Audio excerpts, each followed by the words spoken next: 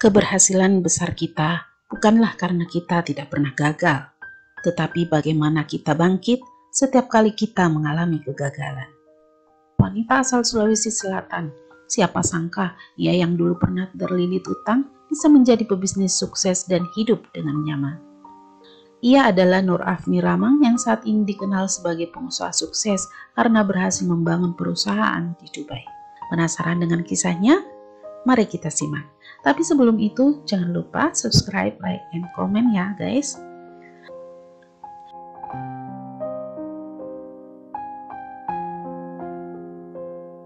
Nur Afni Ramang adalah seorang wanita yang berasal dari Kabupaten Sopeng, Sulawesi Selatan. Sudah lama ia mengalami kesulitan hidup karena orang tuanya telah meninggal dunia ketika dirinya masih duduk di bangku sekolah dasar. Dia berharap setelah menikah kehidupannya akan membaik.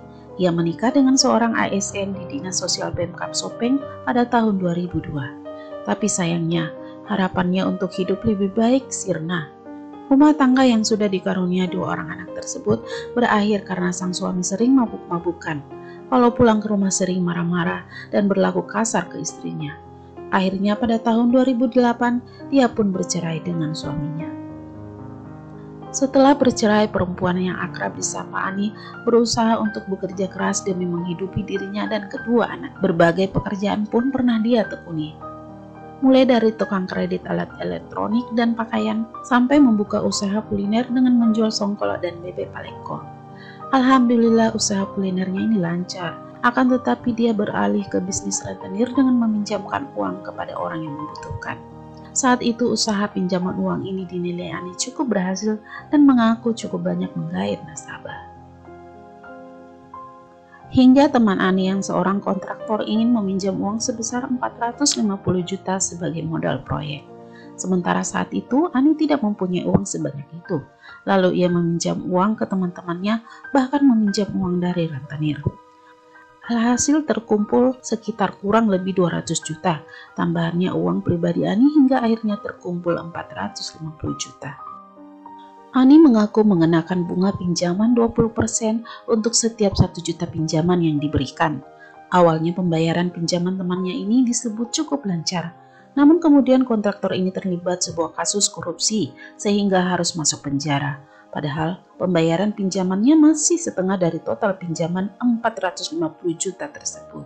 Dengan utang sebesar itu, Ani terpaksa menjaminkan sertifikat rumahnya untuk melunasi sedikit demi sedikit sisa utangnya.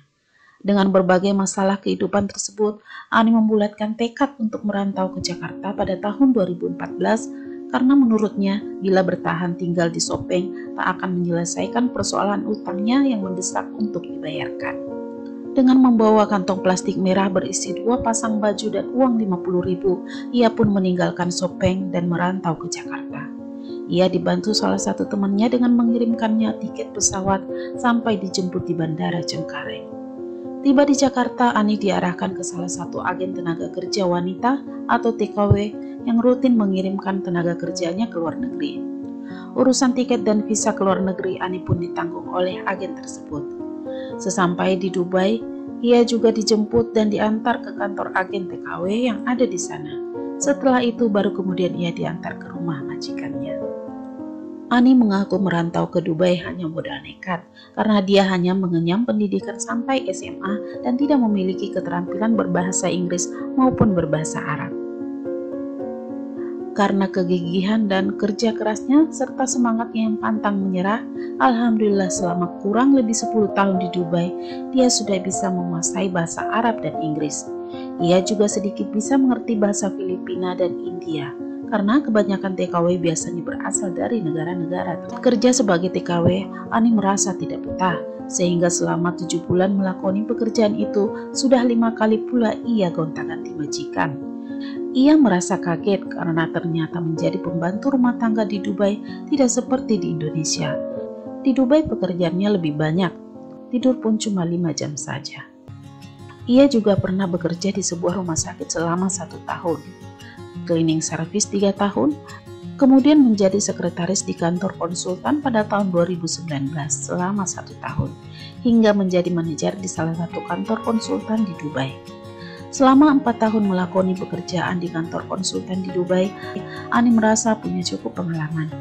Dia pun mencoba memasukkan lamarannya di salah satu kantor konsultan di Uni Emirat Arab pada tahun 2019. Ada ratusan orang yang mendaftar di sana dan dari Indonesia ada 2 orang. Alhamdulillah Ani bisa diterima dan 7 bulan ia menjadi sekretaris di kantor tersebut. 1 tahun menjadi sekretaris, ada salah seorang rekannya orang Dubai menawarinya memimpin perusahaan konsultan.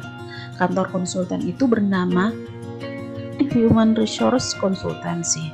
Kantor itu bergerak mengatur sopir, asisten rumah tangga, mengurus panti jompo dan sebagainya. Tak seperti di Indonesia, mendapatkan izin mendirikan perusahaan di Dubai itu harus atas nama orang asli Arab. Karena kendala tersebut, Ani tidak bisa menjadi pemilik perusahaan. Hanya bisa mengelola perusahaan saja. Pengetahuan di perusahaan yang Ani kelola hanya sedikit, namun mengelola banyak TKW dari Indonesia, Filipina, Sri Lanka, Afrika, Ethiopia, Pakistan, dan India. Semuanya diatur ke Arab Saudi, Qatar, Oman, dan Malaysia. Kata Ani, permintaan TKW di Dubai paling banyak karena merupakan negara terkaya. Paling sedikitnya sekali sebulan ada 50 orang dari Indonesia. Satu pembantu dibayar 80 juta. Orang Arab butuh pembantu, bahkan saat Ani balik ke kampungnya masih banyak yang menelponnya. Ani tidak menyangka bisa sesukses ini. Apalagi Ani saat ini melebarkan usahanya. Mulai pengiriman kayu baharu ke Dubai untuk membuat parfum ruangan, skincare, hingga bisnis travel. Alhamdulillah, akhirnya semua utang sudah Ani bayar. Sudah punya aset dengan membangun usaha kos untuk anaknya yang tinggal di Sopeng.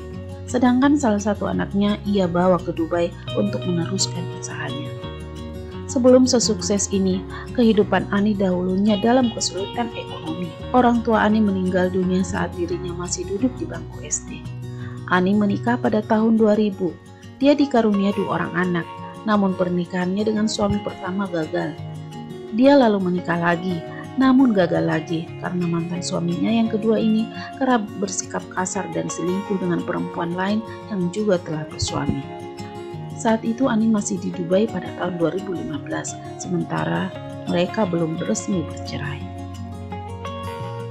Keberhasilan Ani di Dubai tentu diharapkan banyak orang, terutama keluarganya.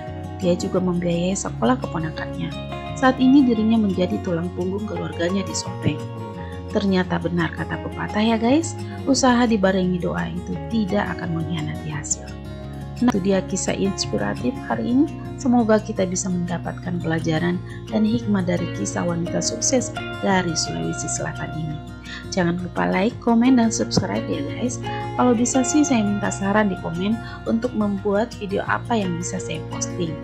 Semoga menjadi penyemangat bagi saya untuk membuat konten yang lebih menarik lagi.